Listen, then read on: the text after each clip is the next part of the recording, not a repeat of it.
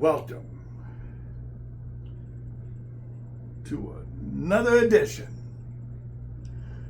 of Saturday Night 5. It's a little light on the subject. A little different angle, different setup because of today's topic. Later this week, the man you see behind me turns 61 years old this week. Now last year, when he was turning 60, around the same time, we did an episode of my 5 favorite Shawn Michaels matches that he won. The link for that episode will be in the description below in case you missed it. Or you can just go back in the archives on the playlist. But I figured it's easier just to leave it in the description. Today's episode, we're going over my 5 favorite Shawn Michaels matches that he lost. Yes, he can't win everything, but by God, when he loses, he gives it a damn good effort. Let me tell you, this is my 5 favorite Shawn Michaels matches that he's lost, because these were some incredible matches. Oh my God, you don't even believe. Now, similar to last year, I will also be giving what I gave, like 2 honorable mentions last year, I believe, when I did the ones that he won. So I will be giving them 2 other honorable mentions besides the 5 I will be giving you tonight rather. But I figured I'm standing up for this, so you did a better shot of this side of the wind light's kind of in the. I mean, I turned the big light on, but then it would just shine over his face, and I want this to be somewhat the. Actually, I'm going to do this so I can, when I talk about the matches, it'll be in this space here. You know? Yeah, I like that idea. Okay, so let's get started with number 5. Just a sexy boy. Okay, sorry. Number 5.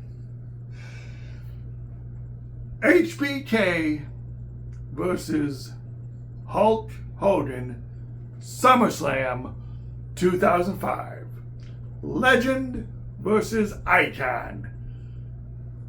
This is infamously the match where Shawn Michaels and Hogan, they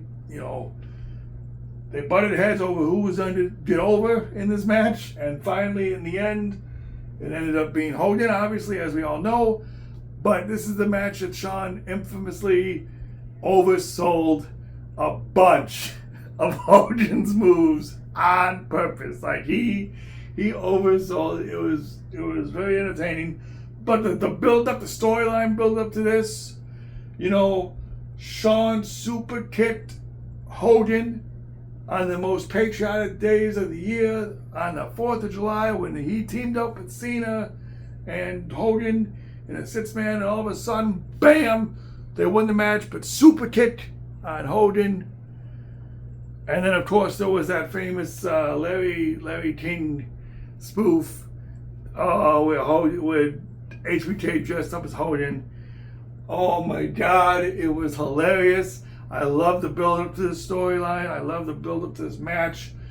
To be honest, I was HBK all the way, and then when the match started, I remember this vaguely because it was me. We watched it with my brother and my grandpa. I remember watching it at our house when we would live down here in Florida, and I remember coming in wearing my Hulk Hogan headband that I have. Because, come on. Yeah, I wanted Shawn to win, but at the same time, I'm a Hulkamaniac at heart, so. But yeah, Shawn unfortunately lost that match. But it was one of my favorites that he lost because of the build up to it and just the whole meaning behind it. The first time ever these two fought in a ring, and you got two big egos going at it. It's just incredible. So that is number 5, and here is number 4. Just a sexy boy.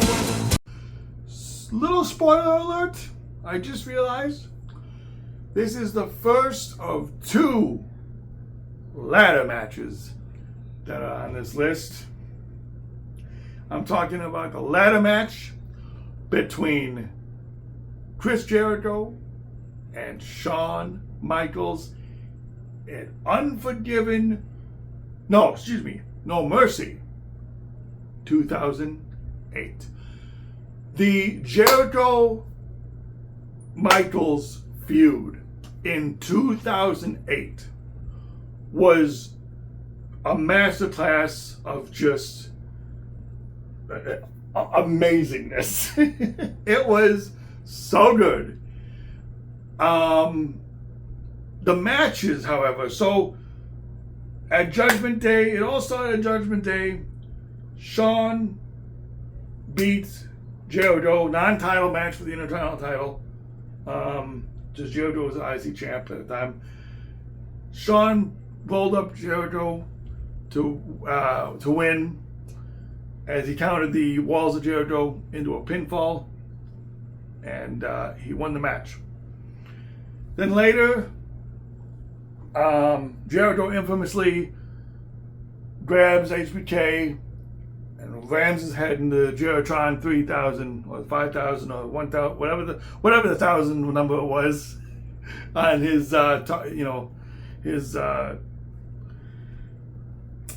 the highlight reel show that he had, and interview segment show that he had on Raw, and thus injuring his eye and stuff. And so they had a match at the Bash, the Great American Bash, and Jericho won. Jericho did win that match. Shawn did lose that match, but it was off match stoppage. So then later at Unforgiven, they had an unsanctioned match, and it was another match stoppage. Well, that was the one that HBK won, because it was a match stoppage that HBK won, and yeah. Later on that night, I'm pretty sure that's the same night though, that later on Jericho actually won the World Heavyweight title in the Scramble match, if I'm not mistaken. If it's not that year, I'm pretty sure it's that year. I've got to do double check the research, because then following month at No Mercy, we get the ladder match for the World Heavyweight Championship. So I'm pretty sure this is when Jericho wins the title at Unforgiven, even though he was battered and bruised from the match before. And we did by the way, that match, all these matches, phenomenal, by the way. And then finally, the ladder match, where we get, a definite winner, Jericho, with the help of Lance Cade. But it's legal because it's a ladder match. Grabs the belt and retains the World Heavyweight Championship. But man, what a match. What a match. At this time, I would say 2 masters of the ladder match. Jericho being in various ones, as well as Shawn, of course. Might be a very famous one later on in this, like I said, in this program coming up. But it was just, so good, so good. So I could have picked the match at Bash, but that was just a one-on-one. It wasn't really unsanctioned, or I like the unsanctioned and the ladder match at No Mercy better than the Bash one. So Because I mean, while he lost, he almost won it a couple times, and it was so good. So I'll tell you, number 3, though. Oh man, just a sexy boy. Number 3, Shawn Michaels versus Kurt Angle for the first time ever. Oh my God, another amazing build-up where Kurt Angle claims, he's an Olympic gold medalist, he's better than Shawn, and he can do anything better than Shawn did. They brought out Marty Jannetty. He beat Marty Jannetty for this in the build-up. He brought out Sherry, did a hilarious rendition of Sexy Kurt. Shawn Michaels' theme song, but it was with Sherry, and it was a Sexy Kurt. And then, of course, he attacked poor Sherry. But the build, and I you would not believe how badly I wanted Shawn to win this one. I really did.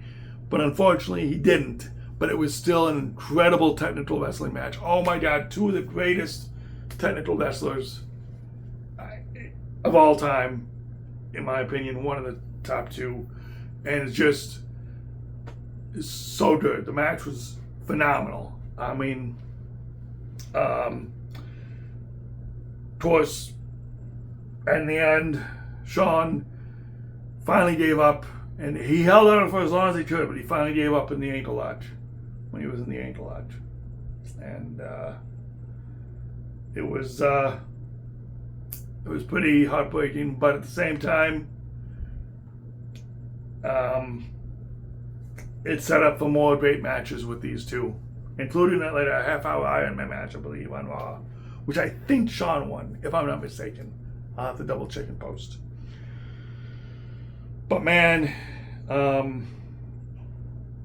yeah, like I said, great matches.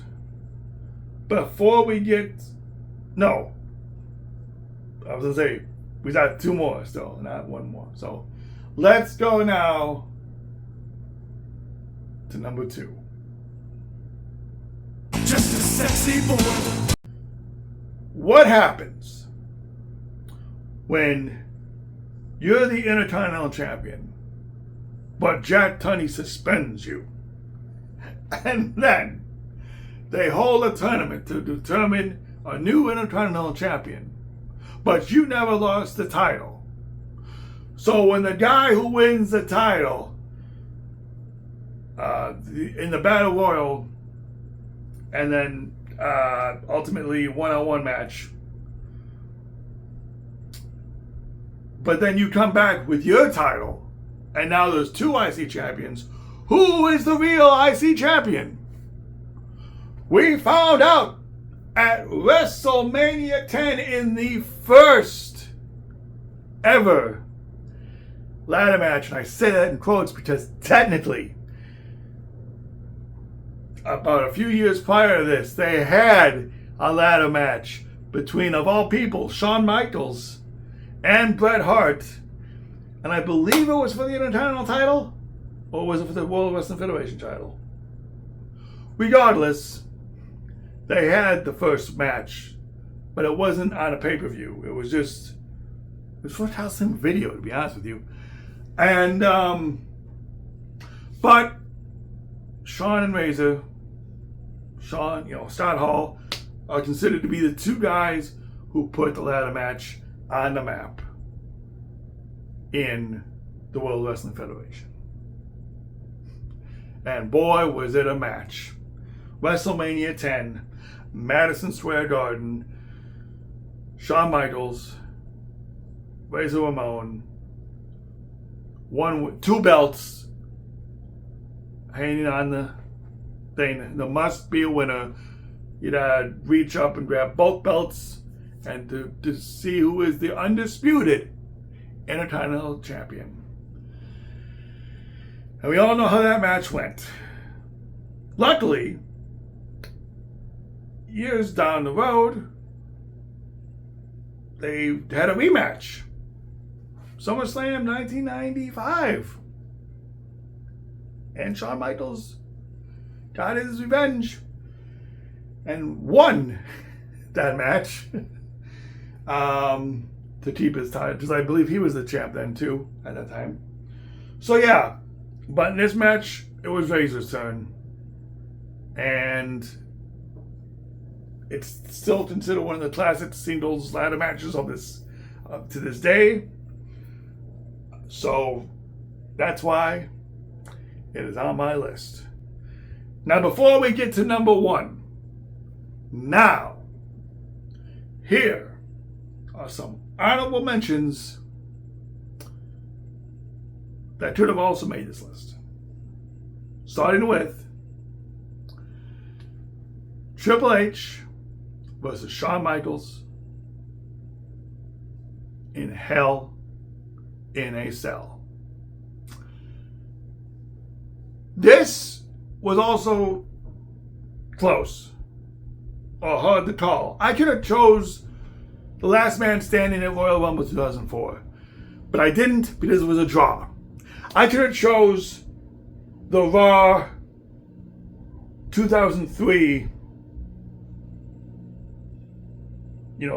a month prior to the 2004 Last Man Standing, to where it was between Shawn and Triple H, and Triple H thought, or Shawn thought he won, but Bischoff said both Shawn's shoulders won, so it was a draw. I could have chose the one from 2002, where it was the 3 stages of Hell at Armageddon, and Triple H won his title back from Shawn, who won it the month prior at Survivor Series in his return championship title match. He wins the title, only has it for a month. I should have said that one, but I picked the Hell in a Cell because it was considered one of the most longest and brutal Hell in a Cell matches we have ever seen, and these two beat the bloody hell out of each other, literally. But in the end, Triple H came out on top, and Shawn Michaels lost. But it would have been a great addition to this list had it been more than 5. And then, of course, the match that kicked off another era, but ended one HBK. No, I'm not talking about. What do you think I'm talking about? I'm talking about Stone Cold Steve Austin versus Shawn Michaels, WrestleMania 14. Yes, I know the graphic makes it look like Tyson was in the match, but he wasn't. He was just an enforcer.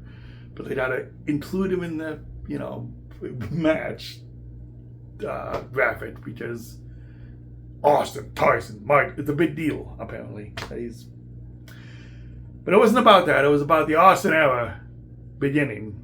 And unfortunately, this would be Shawn Michaels' last match for 4 years before he returned at the 2002 SummerSlam to fight Triple H, which, by the way, may or may not be on last year's list of my 5 favorite matches that he won.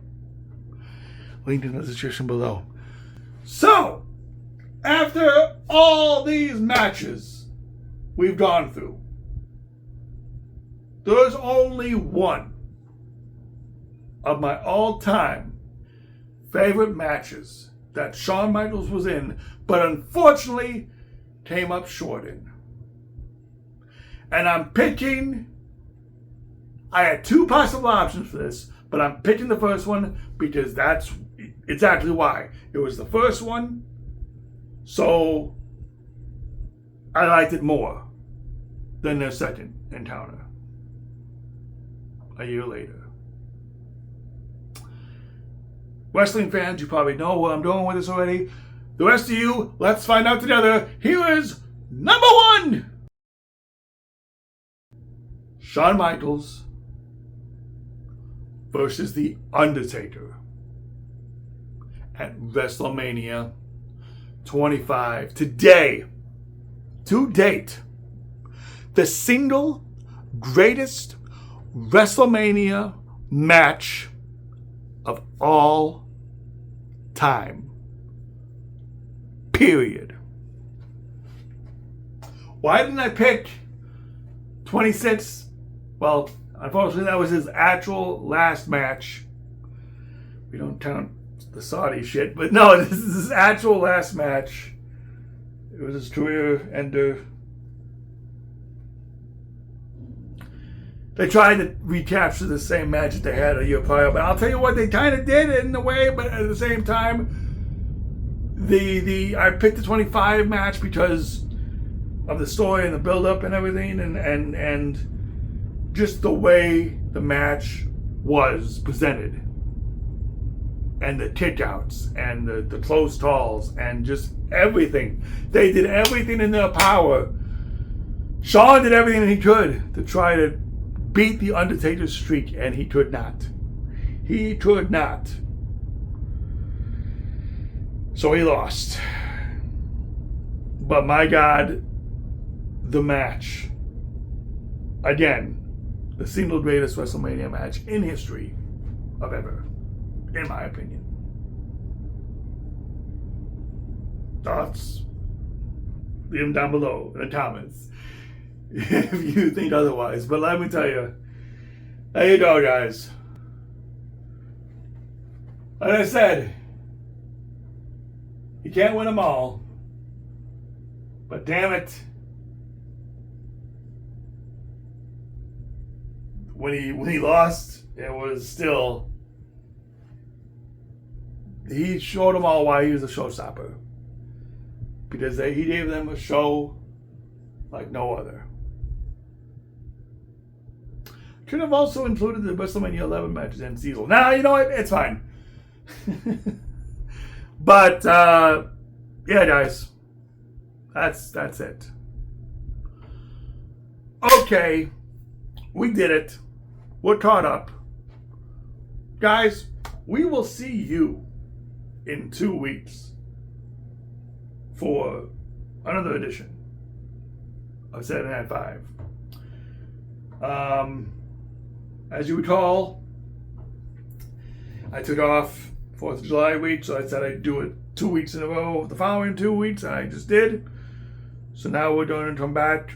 When we come back, it'll be August 1st.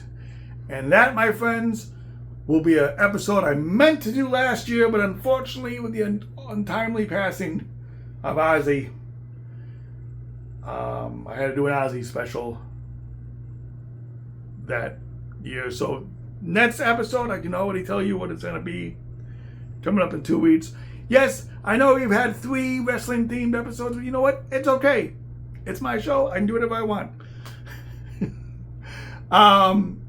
It'll be my top 5 favorite SummerSlams of all time. We've had my favorite WrestleManias, and I'm pretty sure we had my favorite Royal Rumble winners. But now, it's my top 5 favorite SummerSlams, and it's coming August 1st, Saturday. Be there or be not there. I don't care. But regardless, thank you for joining us for another edition of Saturday Night 5. Be sure to like and subscribe, and we will see you next time for another episode. Happy birthday, TK.